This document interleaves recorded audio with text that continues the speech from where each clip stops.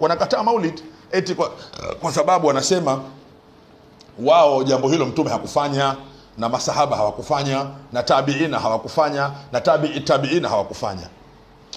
Kwa kielimu, kidarasani kielimu, kinachoitwa mtume hakufanya, mtume hakufanya, hii sio lugha ya kisheria. Ukikaa darasani ukimwambia mtu mtume hakufanya, hii sio lugha ya kisheria. Lugha ya kisheria zinaitwa hukumu saba, ndio lugha ya kisheria. Hukumu saba ndio lugha ya kisheria. Falhukmu wajibun wa mandhubun wa ma ubiha wal makruhu ma'a ma hurrima kadha sahihu mutlaqan wal fasidu min qa'idin hadhain aw min 'abidi. Falhukmu wajibun wa mandhubun wa ma ubiha wal makruhu ma'a ma hurrima kadha sahihu mutlaqan wal fasidu. Hizo hukumu saba. Msomi anaongea kwa hukumu. Unaposema maulidi haya hakufanya mtume, maana yake ndio neno lugha bid'a. Neno lugha bid'a sio hukumu. Hukumu ziko saba. Katika hukumu saba neno bid'a halimo.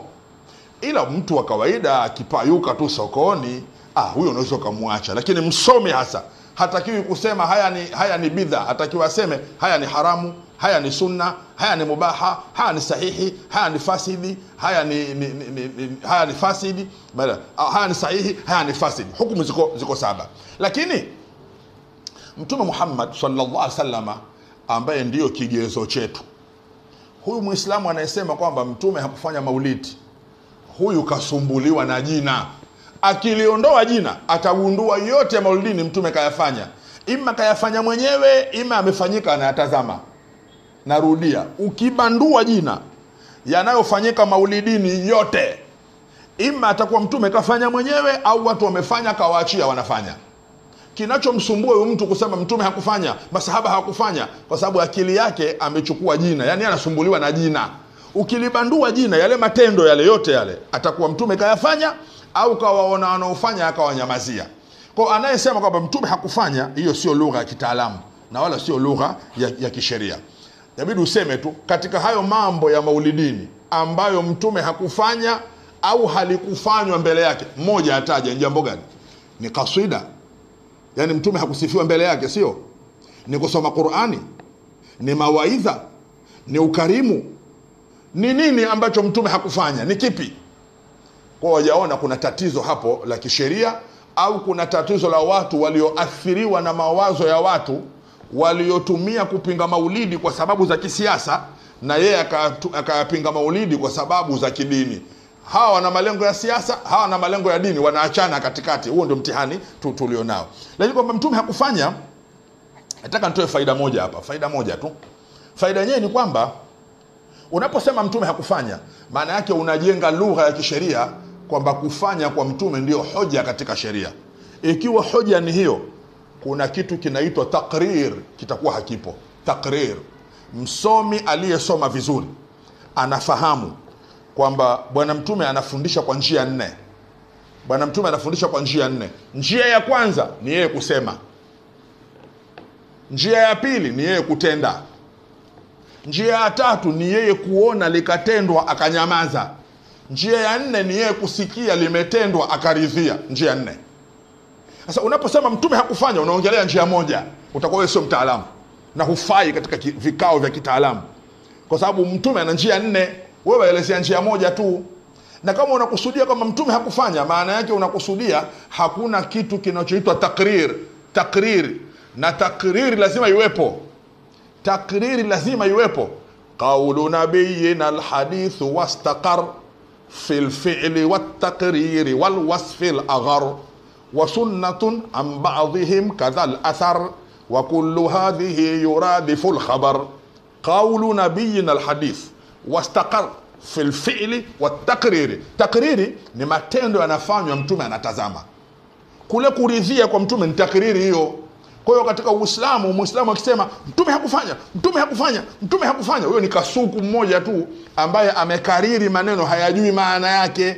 Sisi huku kuna mtume kafanya, mtume kaona, mtume kasema, mtume kasikia limefanywa akaridhia. Yote manne hao ni sheria. Sasa katika maulidi, mambo yote yanayofanyika maulidini litajwe moja ambalo hilo ima mtume hakulifanya Ima mtume hakuliona akanyamaza, ima mtume hakulitenda, ima mtume hakusikia akaliridhia. Moja alitajwe. Kwa hii sio hoja ya msingi ya kisheria. Lakini jambo la ajabu zaidi, wala wanaosema kwamba maulidi hayafai kwa kuwa mtume hakufanya, kuna mambo 1, 2, 3 wanayajua yote kama mtume hakuyafanya, lakini wana maslahi na yao wanayafanya. Kuna jambo jema sana, jambo la kuandaliwa mashindano ya Qur'an. Tena hivi sasa yanaandaliwa kwa mamilioni ya fedha, na wale washindanaji wa mashindano ya Qur'an wanakaa katika mahoteli mazuri kuliko huyu shekhe wa maulidi anayesinzia pale kwenye kinara cha maulidi akaambiwa anatumia gharama. Kisha gharama zinazotumika kuandaa mashindano mamoja tu ya Qur'ani, gharama zake basi yaweza kuwa ni maulidi 20. Lakini kwa sababu yale mashindano yanapendwa, yale hayaonekani kwamba mtume kafanya, sahaba kafanya, tabiina wamefanya, tabiina wamefanya, qurunul mufaddala wamefanya.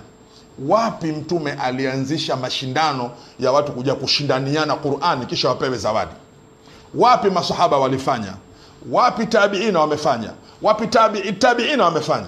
Lakini hiyo alipenda hiyo. Lakini nitauliza swala la kisheria sasa, swala la kisheria. Maana naongelea umuhimu wa maulidi kujenga msingi. Swala la kisheria.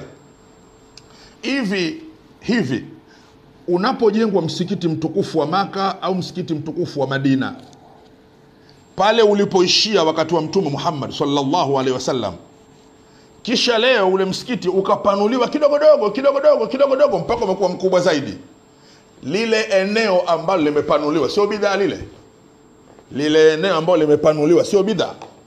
Huyu anayepanua hivi leo, na Allah amlipe thawabu kwa kazi yake hii njema, lakini ni kazi ambayo mtume hakuifanya.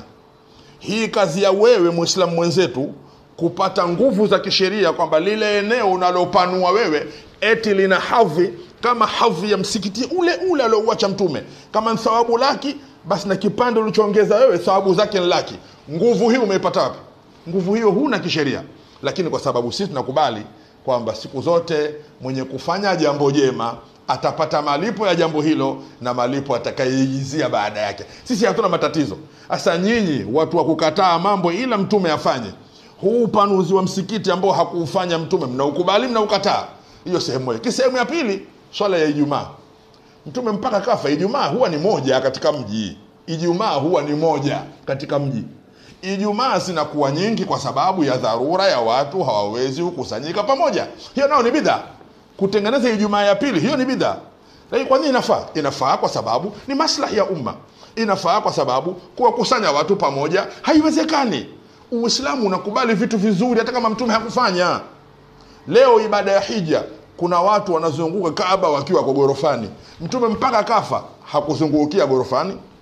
Leo katika hija watu wakienda Safa na Marwa, hawa wanaenda hawa wanarudi. Wakati wa mtume hakukuwa na utaratibu wa nidhamu kwamba hawa wanaenda hawa wanarudi. Kulikuwa na utaratibu, hakukuwa na utaratibu kwamba eti hawa ukulia wanaenda tu, hawa huku nao wanarudi tu. Yani kuna mpangilio wa safu mbili, huku waende tu, huku warudi tu. Haukuwa utaratibu huo. Ni kivoloa, kila mmoja anafanya kivyake anavyotaka. Lakini kwa utaratibu mzuri tumeupenda. Jamarati kwenye kupiga mawe, badala ya nguzo moja kuna jibango kubwa. Lakini hata kama kweli gorofani huko watu wanapiga mawe na mtume hakuwaacha gorofani huko watu wapige mawe, lakini kuna maslahi, hakuna maslahi yapo, watu wanauana kila mwaka hapa, tuwapongeze wale waliofanya vile. Ila wale wagonjwa wale ambao wao lazima jambo mtume afanye ndio wao waridhie, hilo mtume alilifanya, turudini katika maulidi. Maulidi jambo muhimu, jambo kubwa sana. Yatakiwa sisi tuangalie umuhimu wa maulidi na tuyaache maneno ya hawa.